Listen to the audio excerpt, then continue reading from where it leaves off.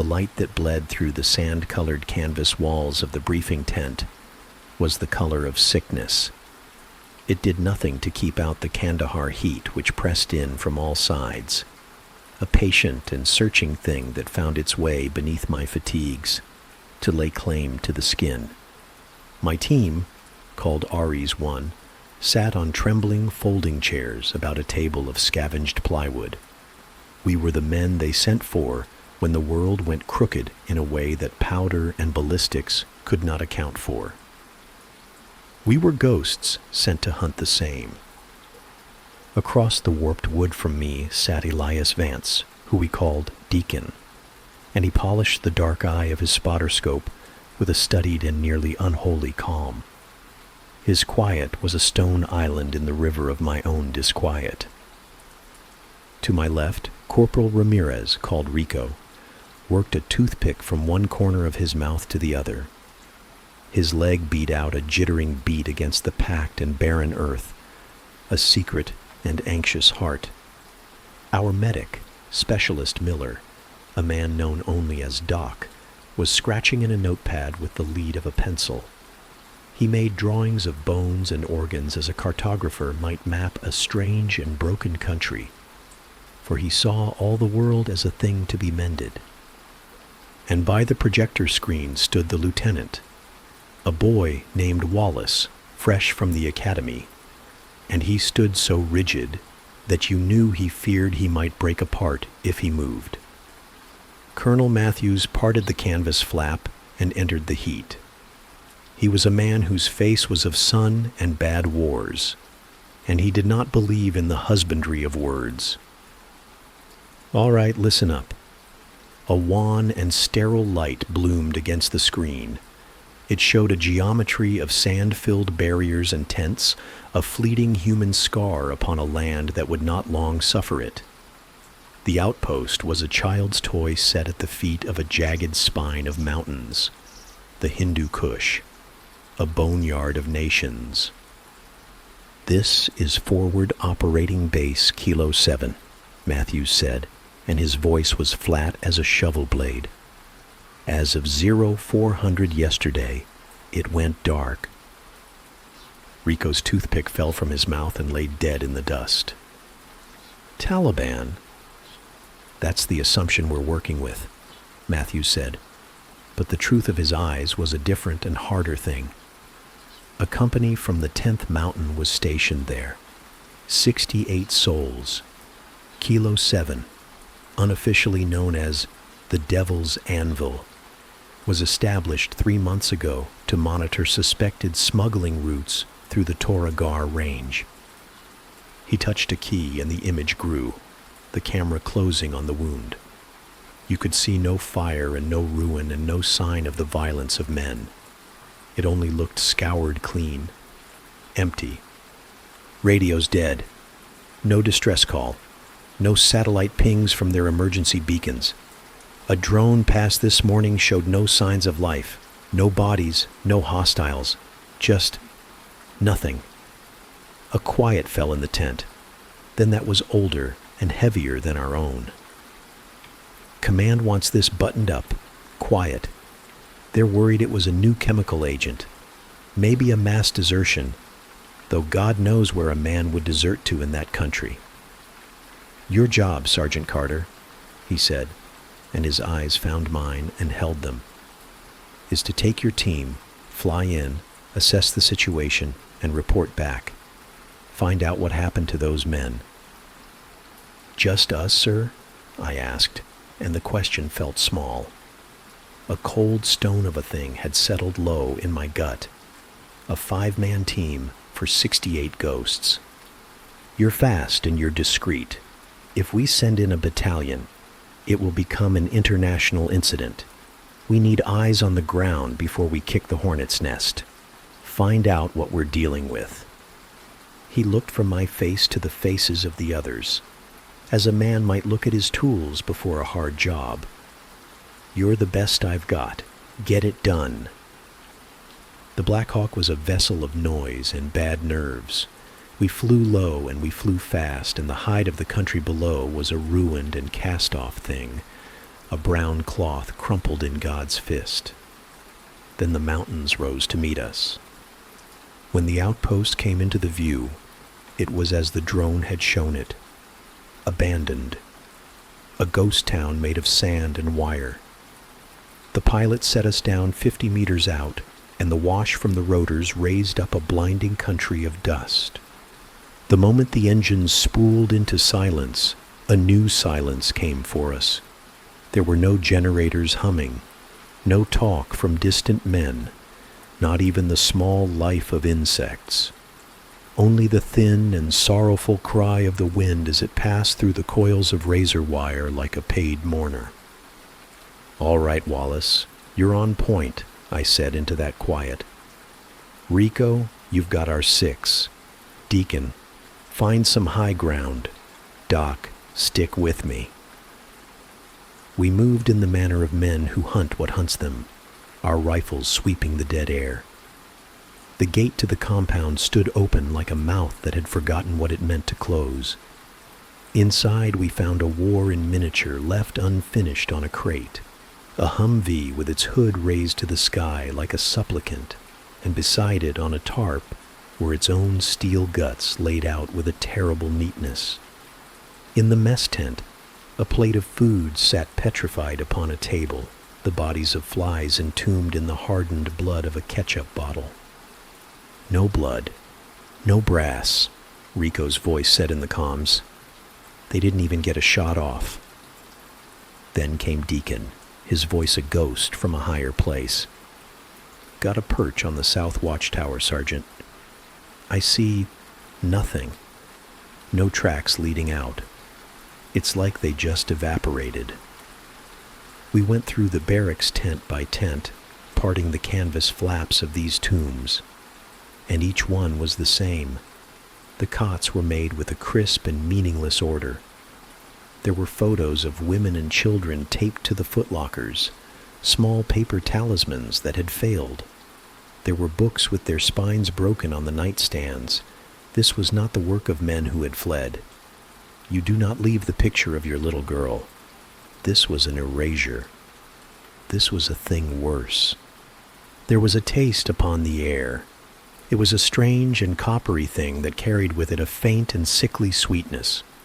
The taste of shed blood, but beneath it something else. Something feral. "Sarge, you gotta see this," Doc Miller called from behind the comms tent. We found him on his knees beside a great steel shipping container. And there was the first sermon of the violence. Down the side of the container were 3 gouges raked through the metal, which was peeled back like the rind of some bitter fruit. The furrows were a foot apart. "No animal I know of could do that," Doc said. "Look at the edges. Not sharp like claws. They're serrated." A coldness that had nothing to do with the mountain air moved through me.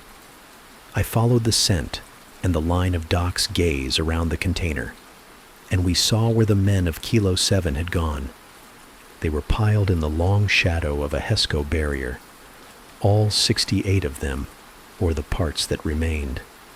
Bodies were unmade with a hunger that knew nothing of mercy or war, limbs torn from their sockets, torsos cracked open like seed pods and scoured clean. These men had not been killed. They had been butchered. They had been fed upon. I had seen what bombs and bullets do to the bodies of men, but this was a new and darker testament. This was not the work of any man. Doc Miller turned and was sick in the sand. Wallace stood a statue of disbelief, his face the color of leached stone. Even Rico was silent, his hand a white-knuckled claw upon the stock of his weapon. What in God's name?" Wallace said. My eyes followed a dark and clotted path in the sand that led away from the carnage. It did not lead to the gate. It led straight for the sheer rock of the mountain that stood judgment over us all. And there, held in the shadow of an overhang, was a black negation in the stone. A cave. The smell was stronger there. "Deacon, you see this?" My own voice sounded like a stranger's. "I see it, Sarge. A cave mouth. The drag marks lead right to it." And the truth of it settled on me. The answer was not in the outpost. The answer was in that black and waiting hole. Whatever had done this had come down from the mountain, and it had dragged its prizes home. "We can't go in there," Wallace said, his voice a brittle thing he had just found. "We should report back. Call in an airstrike. Level the whole damn mountain." "The colonel's orders were to assess, Lieutenant," I said, and every true and terrified part of me clamored to agree with the boy. "We don't know what we're dealing with. If it's a new kind of biological agent, bombing it could spread it for miles. We need intel." "Jake's right." Deacon's voice came over the radio, a steady thread to the world of the sun. "We don't go in blind, but we have to look. I'll stay on overwatch. I can see the entrance from here." And so the judgment was passed. We readied ourselves in a kind of grim sacrament, swapping our rifles for the close quarters weapons that would prove to be little more than folk magic against such a dark. I took up the shotgun, and we hung upon our bodies every grenade we carried. With Deacon as our anchor to the world of light, we four walked to the cave. At its mouth, the air turned its back on the sun, and the heat was leached from your skin by a cold that had been waiting there for a very long time. The darkness within was a solid thing, a wall of absolute black that drank the beams of our weapon lights and gave nothing back. "Rico, your point," I said into the quiet. "Move slow. Sound off every 10 meters." We stepped across that threshold, and the world of sun and logic fell away behind us. We entered a new province. The floor of the cave was slick with some dark ichor I did not wish to name. The passage was a narrow gullet, the rock of it damp and cold to the touch. Our lights drew frantic patterns over the walls which bore the fossil record of some forgotten nightmare. After 20 meters, the throat of it opened, and we stood in a great and lightless cathedral. Here were the nests. They were obscene totems woven from the scavenged fabric of uniforms and the coils of razor wire and hanks of what could only be human hair. And scattered in and among them were the bones of men, gnawed and splintered and cracked. "Jesus Christ," Wallace breathed. "It's a lair." Then a sound. It rose from the depths, and it echoed in that great and hollow dark. It was not a growl, nor was it a shriek. It was a wet and chittering click, the sound of 1,000 mandibles working in unison, a sound that bypassed the ear and settled in the oldest part of the soul. It came from all around, from the black mouths of tunnels unseen, from the crevices in the rock above us. "Contact!" Rico yelled, but he did not know where to aim his rifle, and then they peeled themselves from the shadows. They wore the shape of men, but they were a blasphemy of that shape, taller than a man and with limbs that were too long and which bent at obscene angles. Their skin was the pale and venous white of a grub's belly, and it was stretched thin over the hard knots of their muscle and the protrusion of their bones. Where their eyes should have been, there was only a puckered and seamless flesh, a blind judgment. Their jaws unhinged and their faces split open to show a palisade of bone needles for teeth. And they moved with the twitching and silent quickness of hunting birds, their serrated claws scrabbling on the stone. The first of them fell from the ceiling with no sound at all, and it landed behind Lieutenant Wallace. Before the mind could rightly tell the eye what it was seeing, an arm of impossible length speared through the lieutenant's chest from behind, erupting from his sternum in a wet and glistening spike. He made a soft exhalation of blood and ruin, his eyes wide with a final and damning surprise. The creature ripped its arm back, and the lieutenant folded into the stone, and the world contracted to the muzzle flash of our guns and the clamor of our screaming. "Open fire!" I roared, and the cavern devoured the sound as if it had never been. Rico answered with the M249, and its bellow was a blind and hammered prayer in that rock. The tracers knit a seam of red ruin in its pale hide, and it let out a shriek that set the teeth to grinding in your own skull. It fell back a step, but it did not fall down, and two more came out of the black to take its place. My shotgun spoke its one word into the dark, and the face of the nearest thing became a shredded clump of meat. But it did not stop. It came on, its eyeless head a ruin of raw flesh and needle teeth, and I fired again, and its head became a wet gospel of bone and gore that spattered the cavern wall. "They're everywhere!" Doc yelled, and his M4 spoke in quick and reasoned bursts that did no good. "Fall back to the entrance." But the way we had come was choked with them now, a new tide of them pouring from the gullet of the cave, their clicking a dissonant choir that unwound the mind. We were entombed. One of them was on Rico as his weapon ran dry. He drove the barrel into its split-toothed maw, but the gun gave only a dead man's click.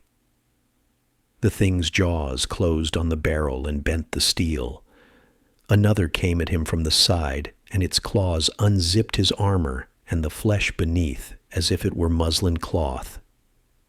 He made a high and final sound of terror that was severed by the crunch of bone, and I saw his legs kicking at the empty air as they bore him away into a blacker dark. "Rico's down. He's gone," I cried into the radio. "Sarge, I'm coming to you," Deacon's voice said. "Hold on." A thing hit me from the side, and its weight was a sinewy and shocking truth. The reek of its breath was a hot and graveyard thing on my face, and its teeth scraped and probed at my helmet's visor, seeking a way in. I put the barrel of my shotgun to the place its throat would be, and sent my last shell home. The recoil was a judgment against my shoulder, but the monster's head ceased to be. I scrambled away from the body and drew my pistol. "Doc, to me." I saw him then, Doc Miller, on his knees by the ruin of Wallace. He was a man made of medicine, and all his learning was of no account here. He was just staring at the butchery, at a body unmade in a way his science could not comprehend. "Miller, move!" I screamed. He looked up at me, and his face was a pale moon of catatonia. Two of them came upon him, one from each side. He made no sound at all as they took him apart, and the wet and rending sound of a man unmade is a sound that has a room in me forever. I was alone. The clicking was a closing circle. I was a man already dead in a stinking cave at the bitter end of the world. Then came a crack from the cave mouth. The thing stalking me collapsed with a hole drilled through its chest cavity. "Jake, this way!" It was Deacon. He stood in the narrow tunnel mouth like a man sent from another and better world. His sniper rifle, a tool of distance and patience, was now a brutal cudgel in the close dark. He fired again and again, and each shot was a commandment that found a home in the writhing shapes before us, buying me a breath, then another. I ran and scrambled past him into the narrow stone. "They got them," I gasped, the foul air a poison in my throat. "They got them all." "I know," he said, and his face was grim stone as he chambered another round. "We have to block this passage. We make our stand here." He kicked at the wall, and a small torrent of rock and scree fell to partly block the tunnel behind us. A fleeting bit of work against a hunger that had all of time. We were two men against a hive, trapped in the anvil's gut. We could hear them beyond the loose rock of our barricade, a dry and scratching sound, a tireless industry of hunger. The chittering never ceased. "How many mags you got?" Deacon asked, and his voice was calm in that howling dark. "2 for my pistol. You?" 1.5 for the rifle, he said. "Maybe 20 rounds. Not enough. Not in all the world would that be enough." "Sarah," I whispered. The name was a prayer said to a God who was not listening. I saw her face and her belly round with the child I would never see. A laugh came out of me, a dry and broken thing. "Don't do that, Jake," Deacon said, his voice soft, but with a hard edge of command. "Don't check out. Stay with me." He was right. I shook my head to cast out the ghosts. "Okay, what's the play, Deacon?" He peered back down the passage toward the thin hope of daylight. "We can't stay here. They'll claw through or they'll wait us out. Our only chance is a straight run for the Helo's radio." "Through the outpost?" "They could be out there too." "Better out there in the sight of God than in here." The scraping on the rocks grew frantic. A pale and 3-fingered hand wormed its way through a gap. My pistol bucked in my hand, and the hand vanished with a thin shriek. "It's now or never," Deacon said. He held a fragmentation grenade in his palm. "On my go. I'll throw this. You run. Don't look back. Don't stop. Get to that chopper and call a fire mission on this godforsaken rock." "What about you?" I asked, though I knew the answer. He gave me a smile that was a sad and fleeting thing. "The sniper's job is to cover the retreat." He pressed a small, worn cross into my palm, its metal warm from his body. "Go home, Jake. Number we go together." "There's no time for both of us," he said, and his voice was iron, and it was judgment. The barricade was giving way, a great stone shifting to show a leering and eyeless face. "You have something to go home to. I just have my sins to answer for. Now go." He pulled the pin and let the spoon fly, and counted 2 heartbeats before he lobbed it over the rocks. "For the Lord is my shepherd," he roared into the black, and I did not hesitate. The moment the grenade left his hand, I turned and I ran. I ran down that slick, dark passage toward the light, and did not know a man could run so fast. The grenade went off behind me, and the concussion was a great hand that shoved me forward. And behind the roar of the blast came the flat crack of Deacon's rifle, and the shrieking of the damned, and the sound of a good man's final stand. I came out of the cave and into the blinding sun, and the clean air was a grace I did not deserve. I did not look back. I ran across that dead compound, past the silent cots and the frozen game, and the shades of 68 men ran with me. I was almost to the helicopter when it came from the roof of the comms tent. It must have found another way out of the rock. It was a great bull of a thing, its pale hide scarred and mottled with age, and it landed before me and cut off the world. It hissed, a sound of triumph, and its face split open. My pistol was a useless weight in my hand. My rifle was in the cave. There was no soldier left in me then, only an animal that had been shown its own grave and did not care for it. I lunged and took up a heavy wrench that lay by the Humvee. The thing swiped at me, and its claws drew 4 red furrows through my body armor and into the meat of my chest. The pain was a fire, but it did not matter.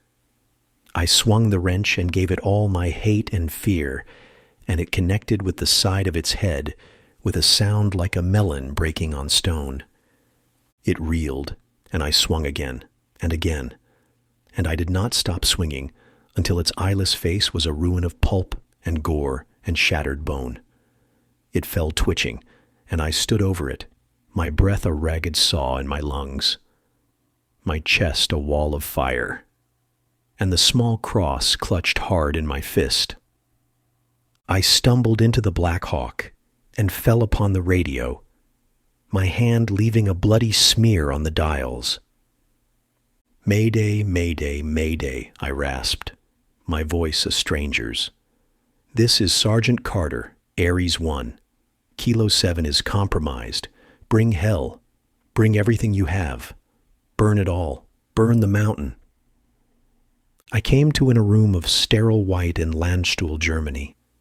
The clean sheets felt a stranger to my skin. Sarah was asleep in a chair beside the bed, her hand laid upon the swell of her belly where our son was waiting to be born. And for a moment I let the lie in, that it had all been a fever dream come upon me in that land of dust. And then you'd draw a breath, and the fire would wake in your chest where they'd sewn you up, and you'd see the thick ghost of the bandages, and you would know what was true. Men in uniforms that held a press, which knew nothing of dirt or blood, sat across a polished table and listened. I told them of the cave and the nests made of wire and hair.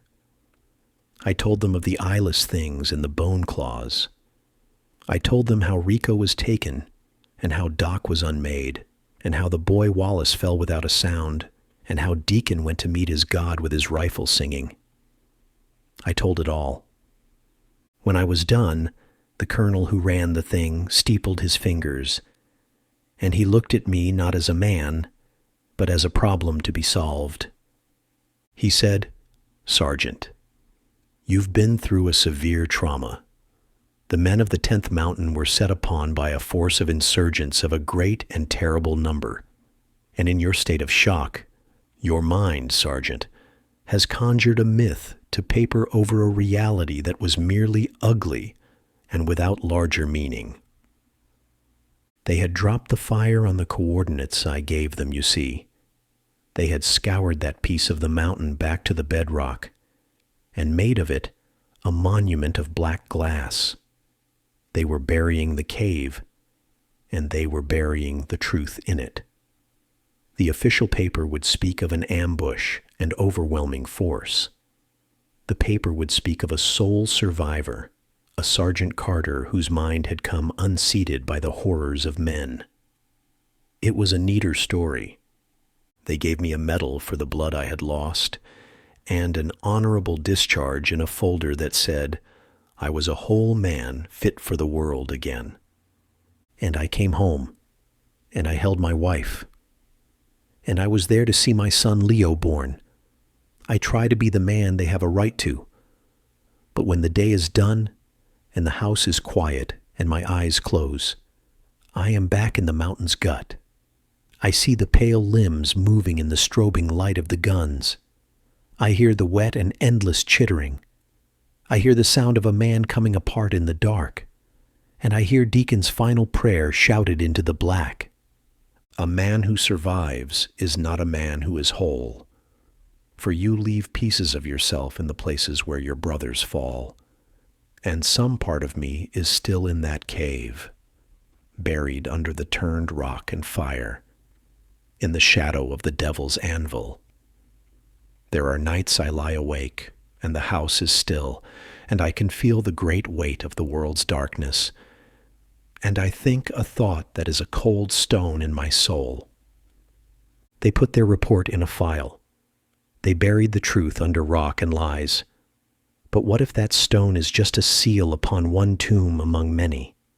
What if this world has other such cellars deep in its high and lonely places? What if the things that live in the dark are not gone, but are only waiting? I survived. But the war is not over. It is a war fought in the quiet of the night against an enemy no one else has ever seen. And I am a lonely watchman on a wall that no one else knows is there.